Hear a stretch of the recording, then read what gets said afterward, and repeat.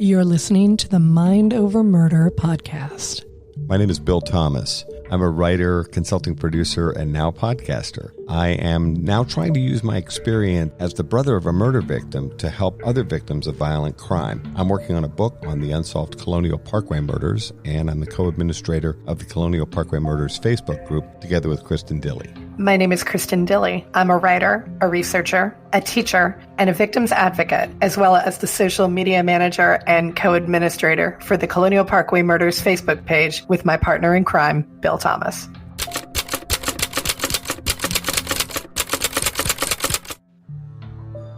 Welcome back to Mind Over Murder. I'm Bill Thomas. And I'm Kristin Dilley. When I'm not hitting my head on the microphone, which is most of the time, thankfully, Kristin and I are here to give you lots of updates on what's going on in the world of true crime. We have an excellent and rather uplifting story to start you out with, and that is that Michael Turney, the stepfather of Alissa Turney, who disappeared in May of 2001, was finally arrested in Mesa on Thursday, August 20th, and charged with second-degree murder. Can we get a woot-woot for that? Sarah has done an incredible job. She established her podcast a few months back and has done an amazing job in terms of using social media to put pressure on the Phoenix Police Department and the Maricopa County Sheriff's Department. She's a wonderful person and a real inspiration. We're so thrilled for her. Emotionally, this has been quite a roller coaster because she is actually saying to the world that her father is the murderer of her stepsister. It is such a sad case, and she has been trying for 20 years to get authorities to move this case forward. It's amazing. She's done such an incredible job. And it was excellent to see that officials did actually credit her advocacy and her perseverance in the arrest of her stepfather. So it's always nice to see credit given where credit is due. We just can't be happier for Sarah as we celebrate the arrest of her father, Michael Turney, for her stepsister, Alissa's murder in 2001. And speaking of good news and credit where credit is due, as you know, we've been partnering with our friends at Othram, the DNA lab in Houston, Texas. They had some other very good news, which is they've been working with the Snohomish County, that's in Washington, Sheriff's Department and the medical examiner's office there to identify a John Doe, and they were able to identify this John Doe about 2 weeks ago now. His name is Rodney Peter Johnson.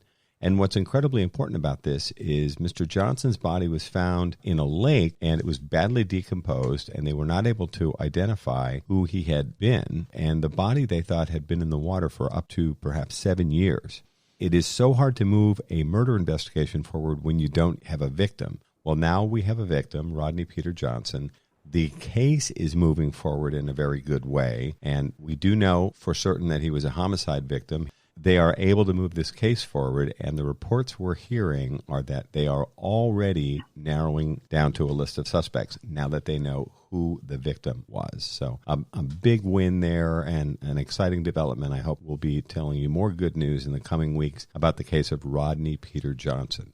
Yesterday, the Golden State Killer, Joseph DeAngelo, was sentenced to 11 consecutive life terms without the possibility of parole and 1 life term with the possibility of parole, plus 8 other years for weapons enhancement charges. He will be spending the rest of his natural life in prison, and thank God for it. Yes, exactly. And apparently the very, very powerful impact statements, which many of our friends were drafting, these are the sister survivors and others impacted by the Golden State Killer, worked very hard on these incredibly moving and thoughtful victim impact statements. Would have loved to have been in the room to have seen this whole thing go down. Interestingly, Joseph DeAngelo did speak. He is nowhere near as frail as he appears. Kristin, you were telling me a little bit about what authorities are saying behind the scenes regarding this frail act that he's been putting on. Yeah, it was interesting. I was reading some really good coverage from the Sacramento Bee, who has done excellent reporting throughout on the GSK case. The prosecutors did have some jailhouse video of DeAngelo, which shows him pacing the cell, doing upper body exercises. At one point or another, he stood up on the desk in his cell to put a piece of paper over the light fixture so that it would be dimmer in the room. This is certainly a vast change from the frail, wheelchair-bound old man that we've seen in court who can barely speak above a whisper. Prosecutors did petition for that video or that series of videos to be shown in open court. The judge said, no, we're not showing it in court, but he would take it into consideration so that D'Angelo could not petition to come back into court later and say, oh, well, I'm too frail, I'm too sick to be in jail. This really does prove definitively he is not as frail as he says he is. And one other thing, law enforcement is trying to make it clear they're using the wheelchair to move him in and out of these courtroom hearings because they are looking for a higher degree of security. He's handcuffed to the chair, and I believe his feet may be shackled as well. They're trying to facilitate fast movement of him in and out of the jail, and they don't want him making a run for it. He's in excellent shape. He's certainly capable of making a run for it. That's what the wheelchair is about. There's nothing wrong with him. It's been infuriating watching him speak through this with this little tiny voice, and he sounds like he can barely get the words out. When he spoke in court the other day, and he did offer an apology, which, Kristin, as I was saying to you, I think that's all the empathy this sick, malignant man is capable of. Mm-hmm. But he certainly sounded more vital and strong than I had heard him in recent court appearances. I would recommend that anybody who didn't have a chance to watch the live stream of the sentencing hearing, do take a look at it. I was particularly struck and moved by the remarks made by the Honorable Michael Bowman before he sentenced Joseph D'Angelo. He said he doesn't normally speak before sentencing hearings, but he felt compelled to do so. And he spoke very movingly about the effect that the trial had on him and the victim's impact statements had on him. Take a minute or two, find the live stream, listen to his remarks. He spoke very eloquently, and I was very impressed with him. And then finally, we wanted to turn your attention to another case that the good folks at Othram are working on. This one is with the Durham Police Department, and they're referring to Jane Doe as Durham Jane Doe. She appears to have been left in a storage locker. That is, her remains were left in a storage locker sometime between 2010 and October 2016. Jane, as we'll call her, seems to be a woman. She may be mixed race. We'll find out more about this as the DNA testing moves forward. She appears to be 25 to 35 years old. She was between 5'3" and 5'5". She had brown hair, about 7 inches long, so about shoulder length at that time. No visible scars, tattoos, or other unique markings. She may have had a little space between her teeth. And there's a good artist rendering that has been done by the NamUs folks, the missing persons people, which is quite good. We'll also include that in our show notes and put that up on our social media. This is another situation where we are asking you to consider donating your DNA to DNAsolves.com to help them solve cases and work with law enforcement. Your DNA will be completely anonymous, and it's exclusively used for law enforcement purposes. No research, nothing else, just to help law enforcement. We're also asking that you consider making a contribution, and we will be doing the same, to contribute to the case and try to get them to their $5,000 goal. We'd love to see Durham Jane Doe get more publicity and have more people talking about the case. Much in the same way the recent Ben Bellamy case has gotten a tremendous amount of publicity, which we're thrilled about. The entire testing procedure should take about 12 weeks, so we're probably 10 weeks to go or something like that in the Ben Bellamy mostly harmless case. We'd love to see Durham Jane Doe get the same level of interest from people that Ben has received. At some point, we'll be so thrilled to report to you that we've had some success with the DNA testing through your assistance. These individuals who may be a victim of a crime, they may not be.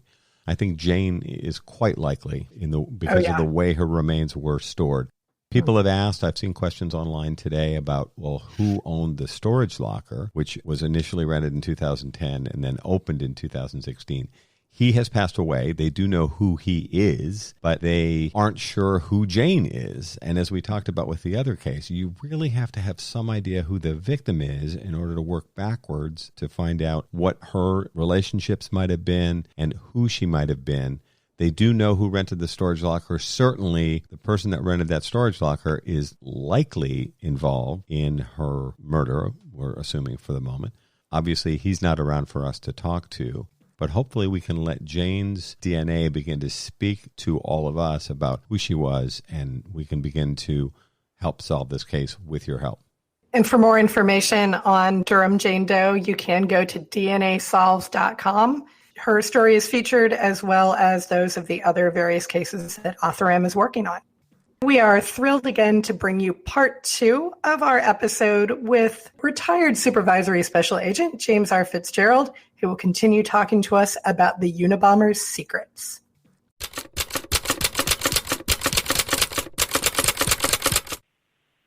Let's go ahead and talk about the arrest of the Unabomber, Ted Kaczynski. Now, were you there for the arrest, Fitz? Was that something that you were present for? I was supposed to be there. And we were going to have our tactical teams, our hostage rescue team.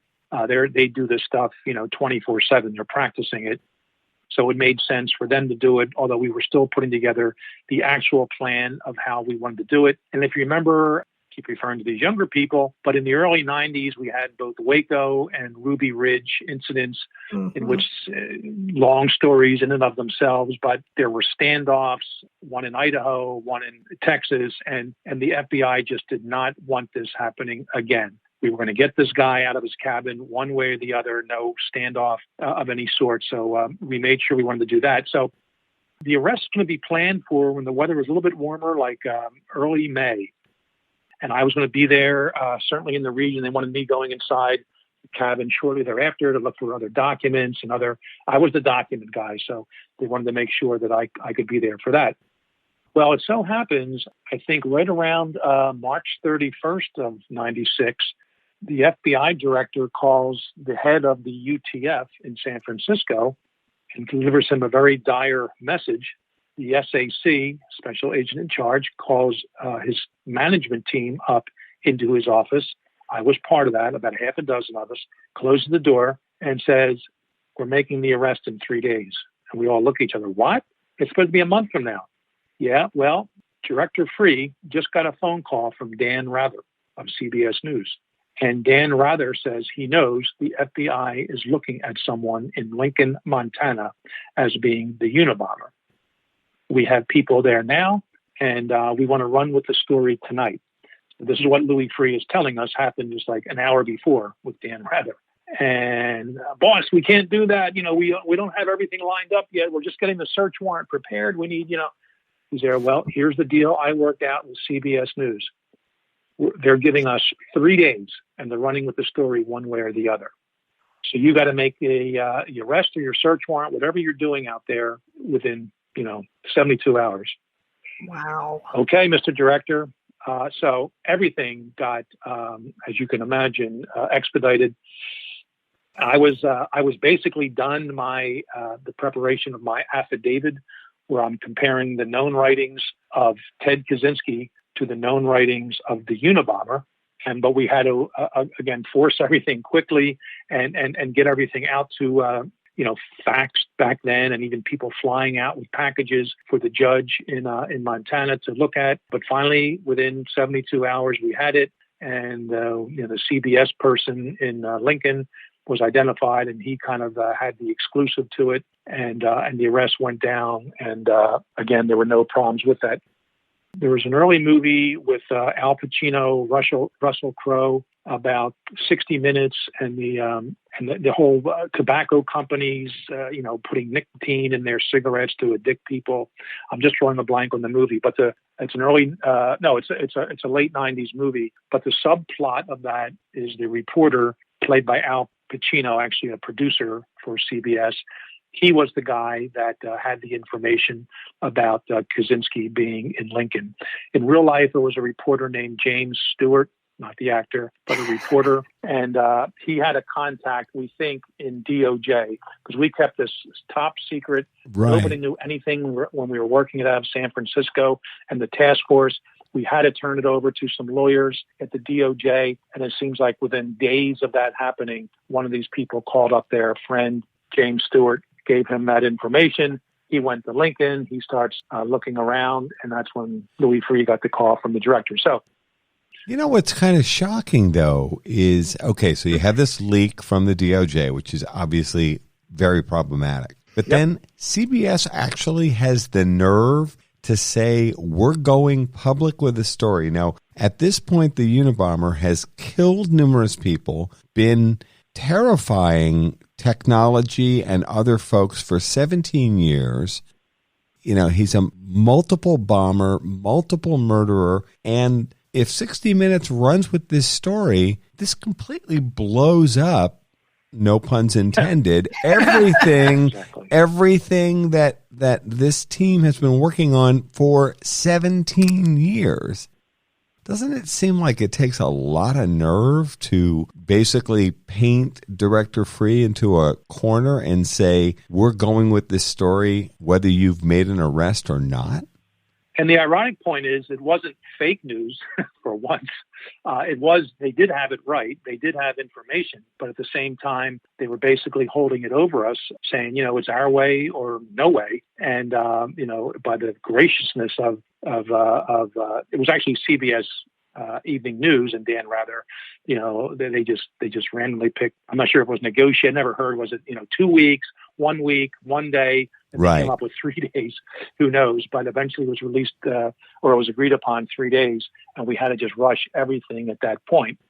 So luckily we were almost there, but we had to move teams around a lot and get people in place and alter a little bit of the arrest plan. But since I was working up to the very last minute, sending off my affidavit, 50 pages long, I had to make sure every I was dotted and T was crossed, especially, I mean that literally because it's a language-based document here.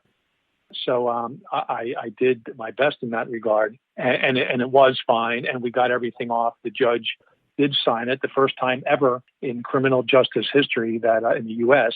that language analysis was used as the grounds for a search warrant. So I'm quite proud to be on that precedent-breaking or setting case, I should say, and it all worked. It was incredibly innovative, Fitz, and I know you are often very modest about your role in this thing, but it was amazing to use language in the way that you did to identify a killer who had been terrifying people for nearly 2 decades. It's pretty amazing work.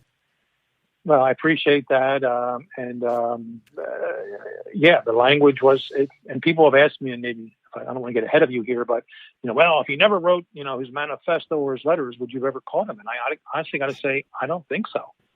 Because the bombs the devices had no evidence at all on them in terms of traceable evidence, I should say, or forensic evidence, no fingerprints, no DNA. Nothing that could be readily identified from any one source. Maybe in subsequent bombings, he would have made a mistake and included, something there. But also his letters and his article, no fingerprints, no indented writing, nothing that we could find. In fact, we even determined he planted false evidence. There was a blonde hair found under one of the stamps of one of the letters that he sent to the New York Times or someone, and he knew the FBI would be looking at that. And we found out later that, in fact, during one of his bus rides from Montana to California, in some public restroom, he finds a blonde hair on the floor. He saves it, and when he's eventually putting his many stamps on his package, he purposely includes the hair underneath just to throw people off. And that's when I realized that he was smart enough to plant false evidence. And one of his letters to a Yale professor, he wrote for the return address, 9th and Pennsylvania Avenue, Washington, D.C., Northwest. And of course, we all knew that's the address of FBI headquarters. So this is, this is Unabomber humor. Yeah, he's guy is poking put out there. He's poking you in the eye. We knew that was done in a joking form. Right. But the hair under the stamp, that could have been something taken very serious. And, if he was arrested, well, sure, does my hair match? Right. I mean, his lawyers would argue, does the hair match? And it wouldn't. But we also had a document he wrote that he, in fact, placed the fake hair or the fake clue under the stamps just to throw off the FBI. By the way, the movie you were thinking of was called The Insider from 1999. Yes, thank you. And that's the one where Al Pacino plays a producer for 60 Minutes regarding a tobacco exec appearing on the 60 Minutes and that's the program. main story, but there is a subplot line about the whole Unabomber case. So it's kind of interesting. Right. So I know that you haven't had a chance to talk to Kaczynski, and I know that you would like to. What are some of the things that you would like to ask him if you were able to actually get in there and talk to him? Yeah, I tried in 2007 to visit him in prison. He actually agreed to it. But when I got about an hour away, this is in Florence, Colorado, I got a call from his handler in prison who said, Mr. Kaczynski changed his mind because he's busy today. And of course, in the busy as you can be in prison, Florence, Colorado, he's in solitary in his cell 23 hours a day, 7 days a week. But here he's busy. So he thought he was sticking it to, Fitz, the guy he knows that was all over his arrest for his language because all the court documents had my name in it. He probably thought he was screwing with me. I made a whole trip to Colorado just to see him, and an hour out, he cancels it. What he never knew is I was already at the Air Force Academy 2 days before doing a series of lectures there for their people, and I was already in the general area, so it wasn't that big of a deal. And then in 2016, once I got involved with the Manhunt Unabomber series, they said, hey, it'll be fun to kind of have you, the real Fitz, reach out for the real Ted and maybe, write him a letter and see if he'll communicate, see if he'll meet you. Because it didn't work out in 2007. I said, it's 9 years or so later. I guess I can try. So I did write him a letter. I did it by hand, of course, because he's anti-technology. And I sent him some paper and a returned self-addressed stamped envelope to save him, any money. I said, hey, here's who I am. You know who I am. I'm the profiler involved in the case. I reviewed your documents.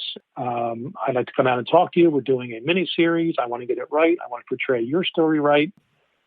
I never felt he's truly, I'm always careful how I word this, but I have no doubt the Unabomber Ted Kaczynski, has some mental health issues. But I don't think he is. I don't think he's. The paranoid schizophrenic that he was painted in some of the diagnoses that the defense had done for him at the time of his trial. He was certainly found capable of standing trial. I have no doubt he has some, personality disorder type issues, including paranoia. But so I told him that in his document, and because I always knew he was very, very particular and very stringent on not being seen as a nut job. He didn't want to plead to any kind of insanity or anything like that when he was, going to be sentenced, and he didn't. So I thought by me coming on board, writing this letter and saying, let's try it again, and I gave him a P.O. box to write back to. Didn't want to give him my actual address just in case. Yeah, no. So he never responded. So that's life. And I tried twice to talk to Kaczynski or interview him somehow. If he wants to go for a third time, he'll have to write me the letter. What would you like to ask him? Yeah, that was your original question, Kristin. Sorry. It's okay. I would just start out very slow. I still don't think he likes to even admit being the Unabomber. So I may not even get into the actual bombs at all, or the construction of them.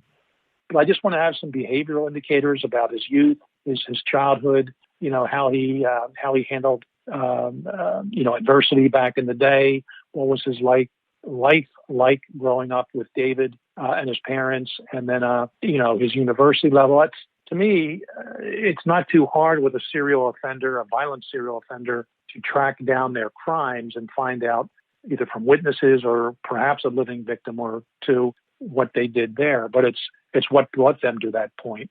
And that's the behavioralist in me. I want to learn as much about that type of person, those type of people, that I can to better identify them in the future. I mean, I'm retired now.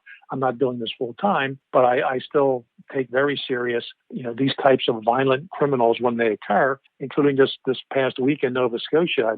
I'd love to know more about this guy and what his issue was, why 16 people were killed, including a Canadian Mountie, and I just have this natural curiosity. I don't need crime scene photos or graphic descriptions of bodies. Other people have expertise in that area.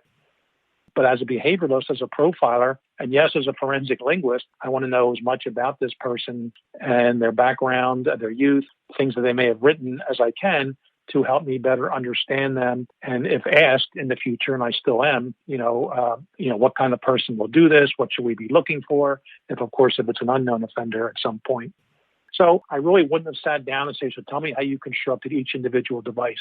We have that literature from his cabin. He taught us how to do that. I know the answers to many of those questions. I'd want to just have him either tell me for the first time or reiterate from some of the documents of his that I read, just what we can, just what more he could tell us about his personality and his background and his motivations for doing what he did. I'd certainly be aware of the fact that he may be glossing over some things or sugarcoating some other factors. I'd also know very much he wouldn't like me. I represent big government, certainly law enforcement. I was a direct, if not the direct, certainly part of the team, the direct team member, if not part of the team itself, that was instrumental in bringing him down with his own words. And his words were sacrosanct to him. You know, they were everything to him. Once he gave up mathematics, he switched over to sort of language as being his expertise, certainly in terms of communicating with people, the written language and, disguising his language when he had to. So to pick him apart and pick his brain apart in those types of fields and those types of questions, I think I would have learned lots. But again, I don't think he's going to give me that option at this point, and I'll just have to live with all the writings I have of his from his Unabomber days, as well as from his cabin days, of which I am familiar and I still have access to. Sometimes, Fitz, we hear expressions like evil genius and that sort of thing. And I often feel like they're applied to people and they really aren't a very good fit. But when I read about Kaczynski, do you think he's at genius level?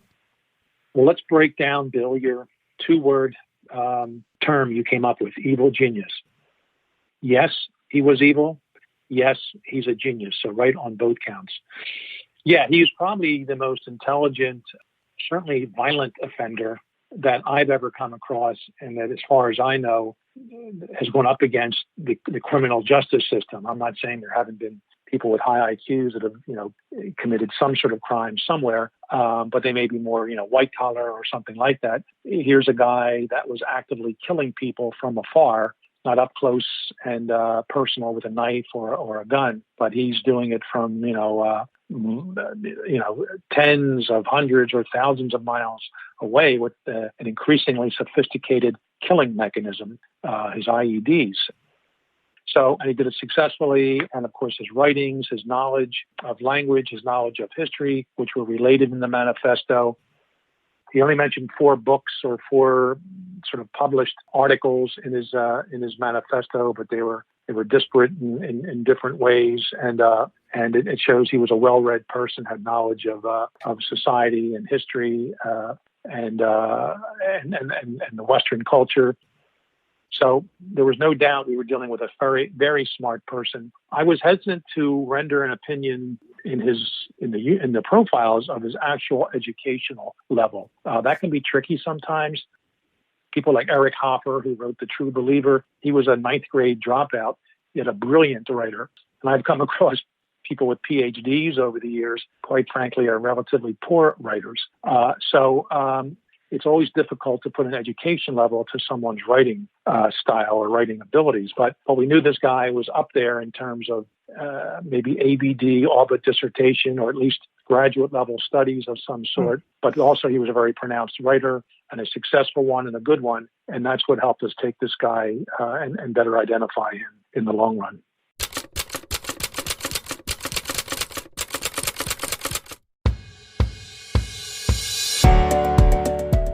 One of the most frequent questions we're asked here at Mind Over Murder is, how can I help? Thanks to Othram, a leading forensic DNA testing lab for law enforcement, you can get involved and help solve real cases. If you have tested at a consumer genetics company, you can contribute your data to DNAsolves.com. The process is easy and confidential. Just 2 simple steps. Your DNA might be the missing piece that helps solve the identity of an unknown person. Then Mind Over Murder will highlight cases Othram is working on to seek your crowdfunding support for DNA testing to help solve these cold cases. Upload your DNA profile to DNAsolves.com. It's easy, free, and confidential. Then join Mind Over Murder as we help families find answers with Othram and DNAsolves.com.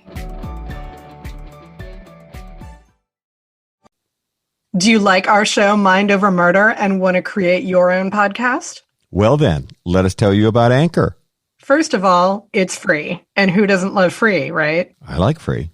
There's creation tools that allow you to record and edit your podcast right from your phone or computer. You can even add any song from Spotify directly to your episodes. The possibilities are endless for what you can create, whether it's music analysis, your own radio show, or something the world's never heard before. Anchor will then distribute your podcast for you so it can be heard on Spotify, Apple Podcast, and many more platforms. And you can even make money from your podcast with no minimum listenership. I like the sound of that. It's everything you need to make a podcast all in one place. Right here, Anchor. Download the free Anchor app or go to anchor.fm to get started on your own podcast. You can tell them Kristin and Bill from Mind Over Murder sent you.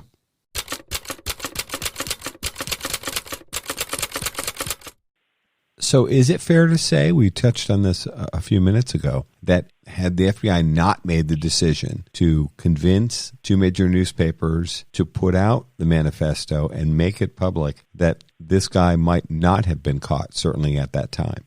Well, you come upon part two of the question I'm normally asked. So how the question is usually asked is, well, if the brother or the sister-in-law didn't come forth, would you have then still be able to identify the Unabomber? And my answer to that is yes, I think so. And that is because I already had a plan in works, and I discussed it with at least people back in the profiling unit, what I was going to propose to the Unabomber task force. And that is, we had all these writings, we had the manifesto.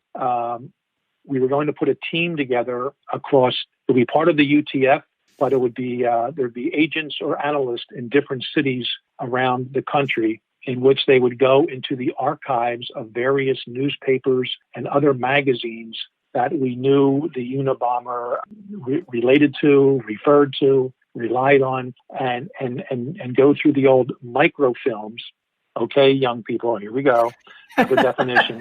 You have to explain what that is. The old newspapers and magazines, there was no online version of them. There was no digital version of them up until the late 90s, if not even later. But they would have, I guess essentially they would sort of take black and white pictures of every page of their document, newspaper, whatever, and they wouldn't actually develop pictures, but they'd have them on these rolls called, I guess, microfilm. And they'd have them, maybe there'd be a month roll or a roll for every month of a newspaper, whatever. Right. And you would sit down and you'd put that in a certain kind of machine and you would crank by hand a handle of some sort, and you would go through page 1 through page 2. There was no search mechanism, or at least not one readily accessible to that. So my goal was to get we would break it down a little bit and make it a little bit easier, go through Chicago, since the bombings were all placed, the bombs were all placed or mailed from Chicago, Salt Lake City, or the San Francisco Bay Area. And he refers to a few magazines and newspapers in his manifesto. We were going to pick out maybe 24, again, written, newspapers, periodicals, magazines, what have you, from those cities and that he referenced, and set up individuals to spend hours after hours after hours of going through these microfilms of these old documents, these old newspapers and such, and try to find a letter to the editor where someone is writing about the evils of technology, the evils of Western culture, the environment, big business, big entertainment, big government, any terms like that. We're going to have a little mini dictionary put together of, 100 or 200 terms, phrases that we knew the Unabomber used, and basically search these out. And this could have taken a few years, whether we were doing it part-time or full-time. But I'm convinced, because we did find letters he wrote to the editor. In fact, that's how we finally found You Can't Eat Your Cake and Have It Too. Yeah. Written by Ted Kaczynski to the Saturday Evening magazine. And if we would have been lucky enough to find that magazine, that would have been a very strong suggestion. Now, there would have been other authors that use these terms, so we'd have to go out and do background checks, interview them, all that stuff. But I think eventually we came upon a guy named Ted Kaczynski living in a cabin in Montana it's not the exact profile we had, but this guy looks interesting. Let's look some more into him. And I think it's very possible we could have had. But I'll go back to my original premise. And Bill, you gave me a different version of it. Either if A, the Unabomber never wrote anything, including his ideological letters toward the end, or B, if the FBI never insisted that we publish the manifesto, it's very likely this guy could still be out there sending bombs. Amazing. I always wanted to know this. The manifesto, as it ran in the newspapers, is that word for word what he sent? And how did he send it? A good question. And I have, I think, a good answer. He sent it in typewritten form on 56 pages, as I explained. And so the newspaper people had to transcribe it, I guess, digitally back then. I'm not sure exactly how they did it, but they had to, retype it or whatever into their format. And when it was actually published in the Washington Post, and real quick, since the Unabomber said it could be published either New York Times or Washington Post, we chose the Washington Post because there was only two sites in San Francisco that sold the Washington Post. Yeah, you referenced Of course, this. Nowadays, all these newspapers are online. Of course. So it doesn't really matter. But we were thinking back then, because serial offenders like trophies and souvenirs of their crimes. Right. Could be a woman's underwear, her hair, her driver's license, something else. We figured the Unabomber would want a copy of his published manifesto. And you were going to watch the newsstands. We did watch each. We watched each of these two. They used to call these news stores. I guess they're still around, right, to some degree. But and we had surveillance teams, like 100 different agents in cars, on bikes, on foot, ready to follow people anywhere in San Fran who was buying the. And of course, it was publicized days in advance. Sure. That the manifesto would be coming out. I remember that. September 19th. Yeah. Yeah. Yeah.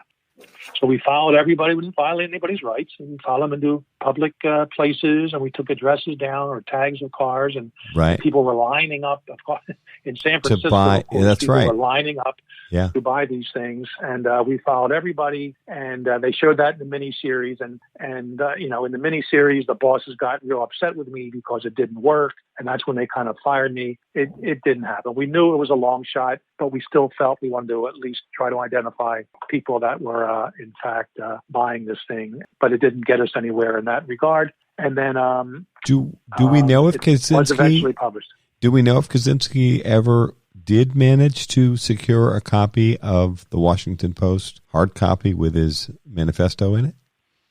It was not found in his cabin. His local library in Lincoln carried the New York Times, but it didn't carry the Washington Post. Got it. As far as we know at the time. I think he could have ordered it, but we never found not at the cabin. Actual newspaper copy, which was 8 pages, like a regular newspaper, 8 pages, no ads. But I want to answer the other part of your question, Bill, because it's a good one, and that is, I wish I could claim credit for this, but I didn't. I can't.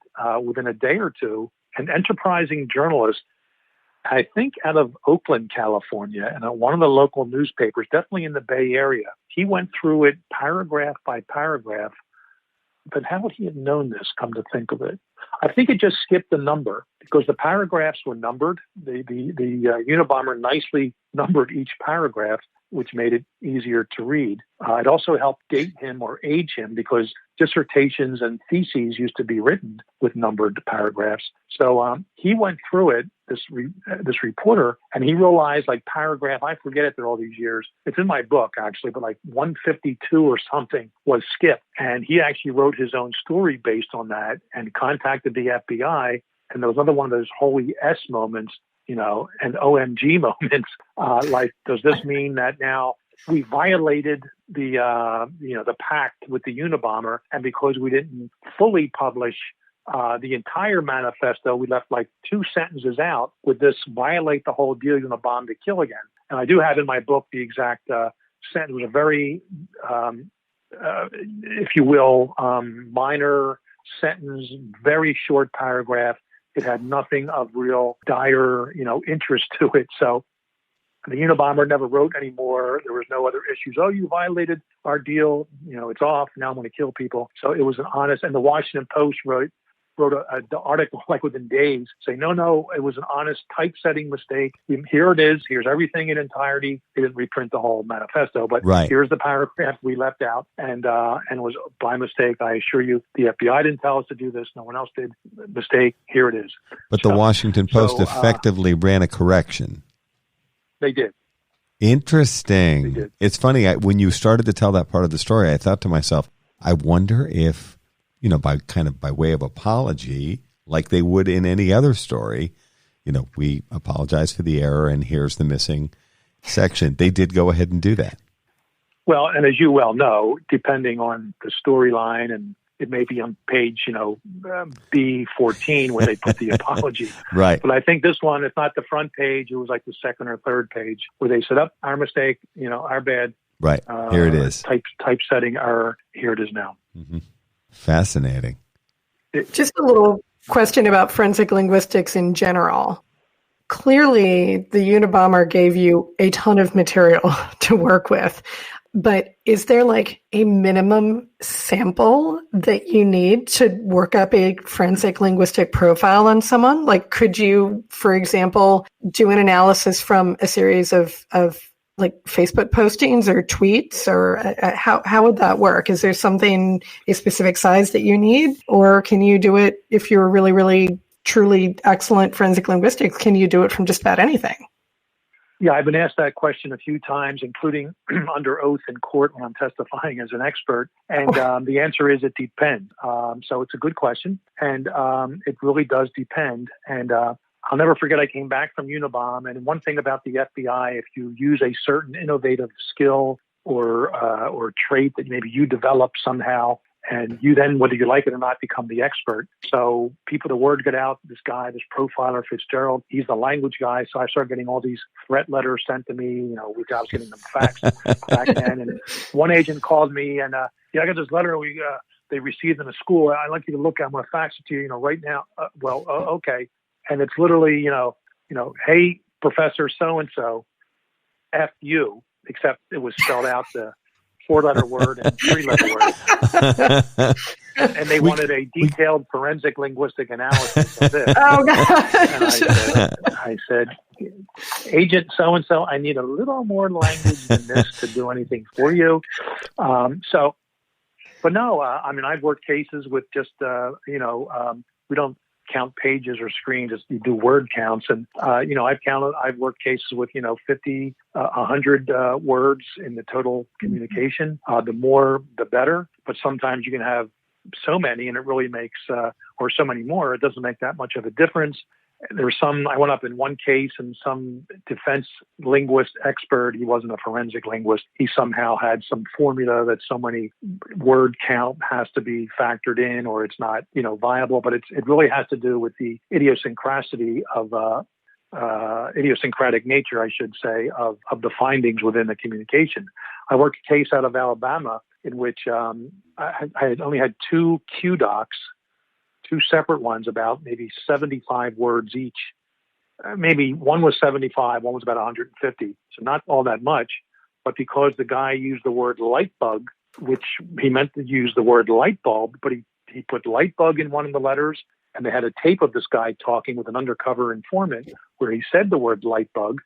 In fact, that was idiosyncratic. That's one of the few cases I say was a unique. Unique means one of a kind. You can't say very unique.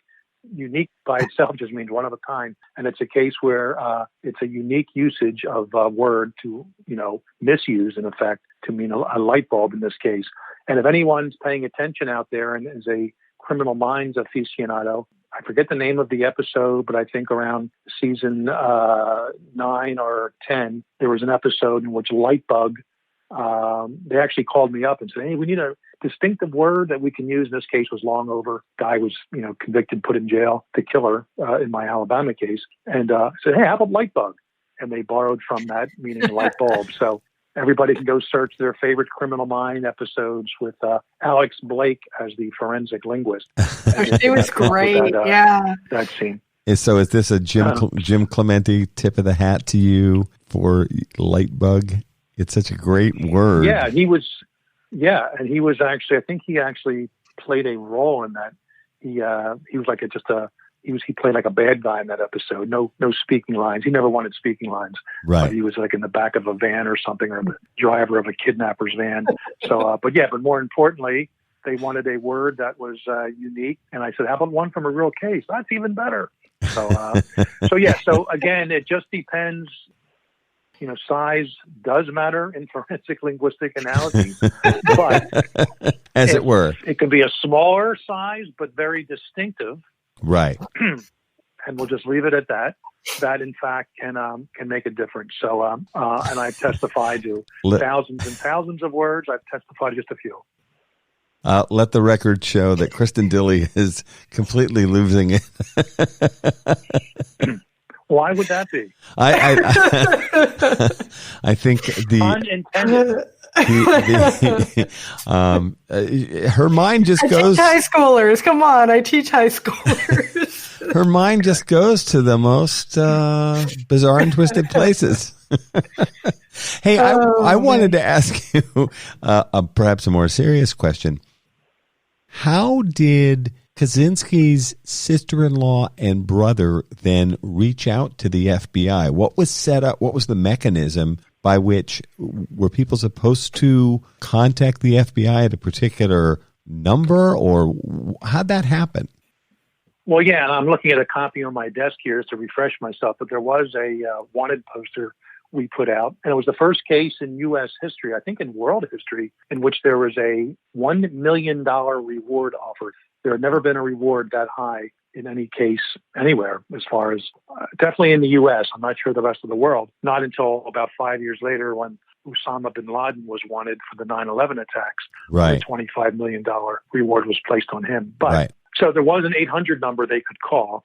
Anyone could call with suspect information, and we received plenty of calls there. So it took, this was published September 19th in the Washington Post. Linda Patrick, the Unabomber's sister-in-law, read it. She came home from overseas, told her husband. He waited a month to read it. He finally said, Jesus may be my brother. Right. He waited a month to contact a lawyer. Wow. I'm not sure how he actually identified that lawyer, but he was a Washington, D.C. lawyer. Mm-hmm. Tony Bisegli, I believe is his name. They played around and they had somebody else look at it. Actually, a retired profiler from my unit that I knew, but I didn't know this was happening at the time. And he said, yeah, the FBI should be contacted. There's enough stuff here. And they waited another month or so, and it was like mid-February. The lawyer contacted an FBI agent he knew in our Washington field office.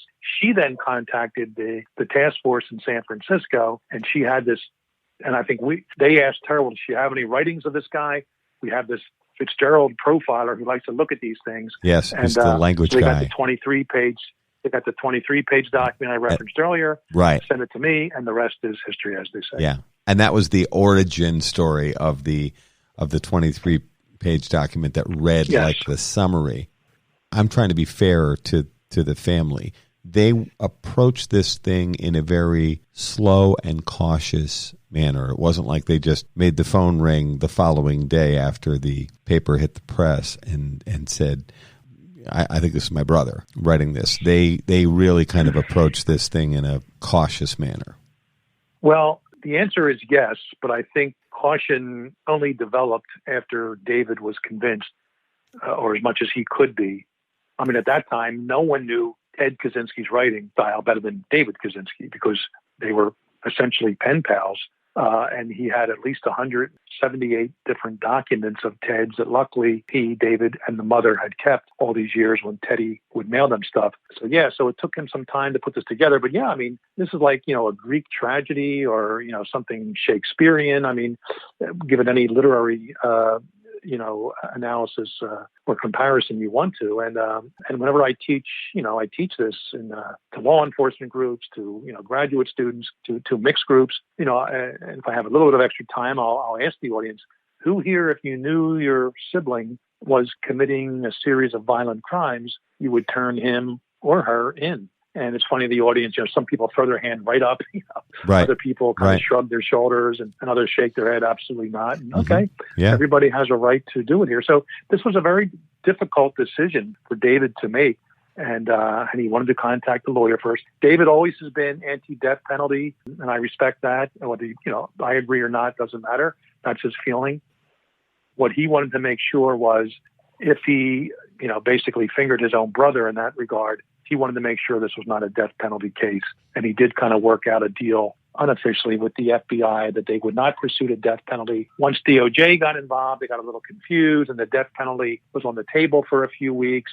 David protested and brought up sort of the semi-deal, and eventually, all right, if Ted pleads guilty, we'll take the death penalty off the table. Right. Life in prison for the rest of his life.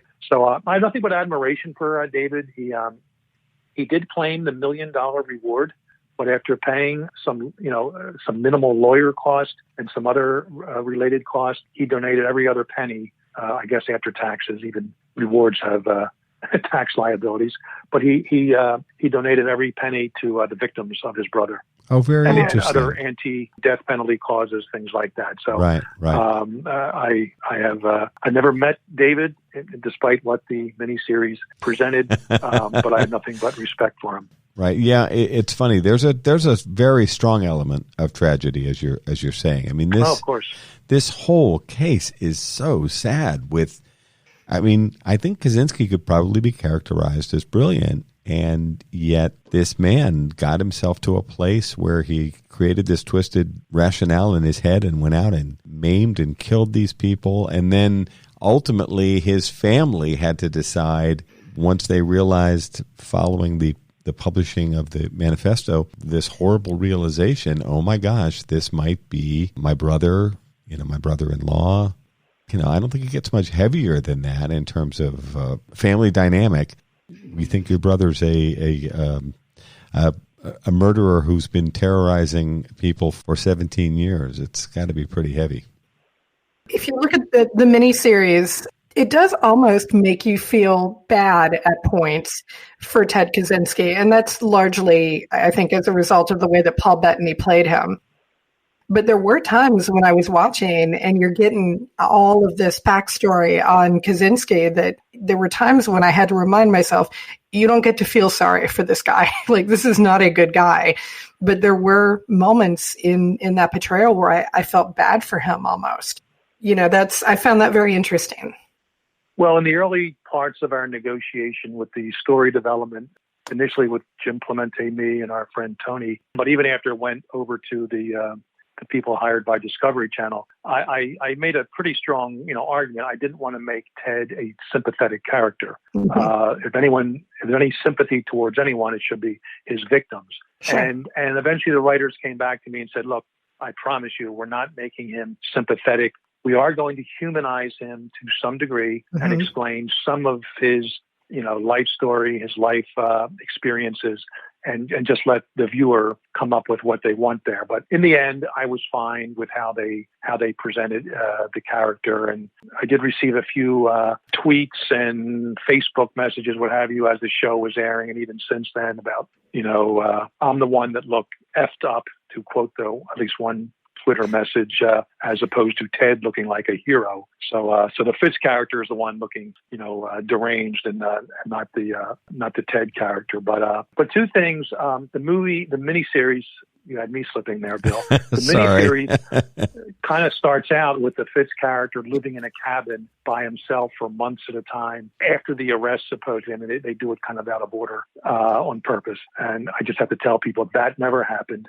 I was not psychologically unhinged after working this case, or going through the investigation and the sentencing and everything else. And the other big part that I'm concerned with, they do show the 23-page document being faxed to me in my office, but it seems I was taking in the miniseries, the Fitz character has his two older sons at a movie theater, and I get a page, on my old beeper that I make a quick phone call that, hey, this document just came in from the task force. You got to look at it, because I'm supposed to be back in Quantico now. So I go back to my kids, who were supposed to be like 14 and 11, and hey, kids, I'll be right back. And they show Fitz in his office with this document spread out on the floor, and in the manifesto in his hand, and he's like writing on the whiteboard all by himself. Yeah, I remember this. You can see it's nighttime. And then all of a sudden, Fitz's wife walks into the FBI office. How she got in, I'm not clear. But she's not happy. Anybody would get in. Right. And do you know where your sons are? What? You left them at the movie theater. Yeah, I was going to go and pick them up. The movie's only, a third of it done. Well, that was 5 hours ago. Yeah.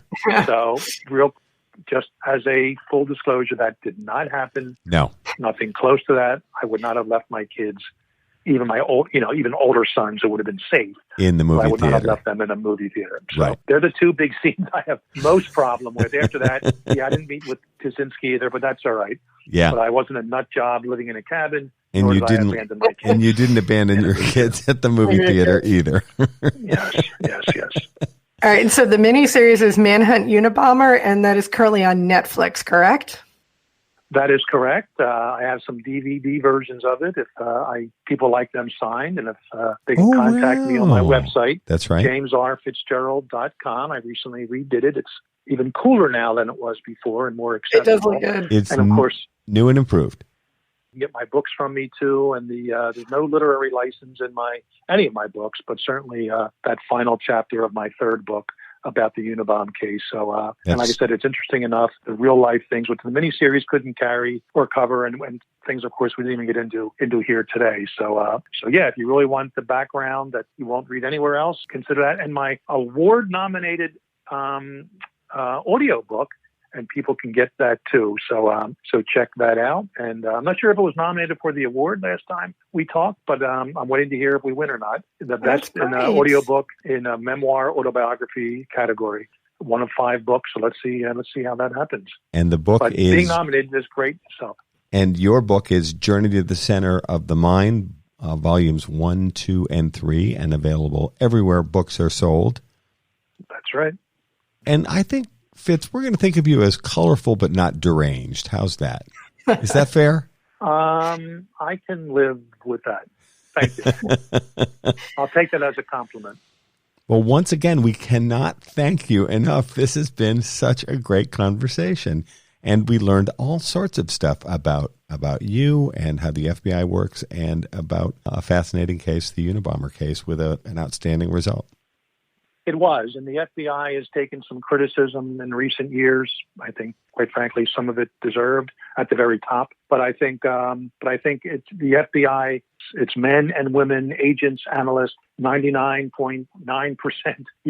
This is what the FBI is all about: working cases like this, be it domestic or international terrorism, mass killers, serial killers, spree killers, whatever, other types of cases. This is what it's all about. This is what we're good at doing, and we're very good at doing. And I think the Unabomber case is emblematic of that, and the men and women who, most of us are, if not all retired, mostly retired by now, who work Unabomber, but the newer folks are out there plying their trade every day and doing a great job.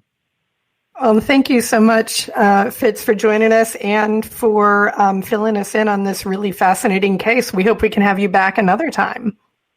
Sounds good, folks, and Bill and Kristin. And I'll see you guys again on Mind Over Murder. Thank you so much, Fitz. Thanks, Fitz. Take care.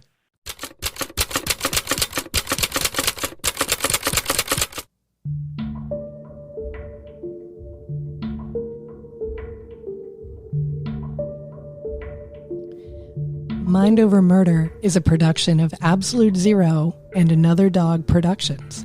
Our executive producers are Bill Thomas and Kristin Dilley. Our logo art is by Pamela Arnois. Our theme music is by Kevin MacLeod. Mind Over Murder is distributed in partnership with Crawl Space Media.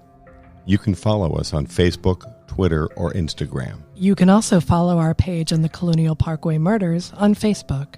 And finally, you can follow Bill Thomas on Twitter at BillThomas56. Thank you for listening to Mind Over Murder.